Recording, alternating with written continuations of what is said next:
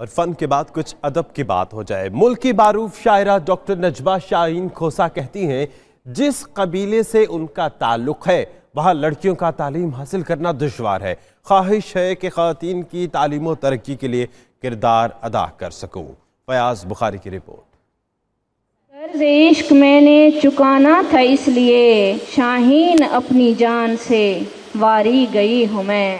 Doctor Najma شاہین کھوسہ کا شمار ان لوگوں میں ہوتا ہے جنہوں نے بہت ہی کم مدت میں اپنی پہچان بنائی۔ ڈیرہ غازی خان سے تعلق رکھنے والی اس نامور شاعرہ کو خراج تحسین پیش کرنے کے لیے کراچی اسکاؤٹس آڈیٹوریم میں تقریب کا انعقاد کیا گیا، جس میں نامور شعراء اور دانشوروں نے ڈاکٹر نجمہ شاہین کے لیے اپنے خیالات کا اظہار کیا۔ مجھے اس تقریب میں شریک ہو کے خوشی محسوس ہو رہی ہے، اور وہ اس لیے کہ نجمہ ایک منفرد شخصیت کے طور پہ ہمارے سامنے آئی۔ 92 نیوز سے خصوصی بات چیت میں ڈاکٹر نجمہ نے کہا جس قبیلے سے ان کا تعلق ہے وہاں لڑکیوں کا تعلیم حاصل کرنا آسان نہیں ہوتا۔ جہاں تک 4 کتابوں کا تعلق ہے، سیدھی بات ہے کہ میں جس علاقے سے ہوں، جس ٹرائب سے ہوں، وہاں پہ لکھنا پڑھنا ایک سمجھیں ایک لڑکی کے لیے جرم ہے۔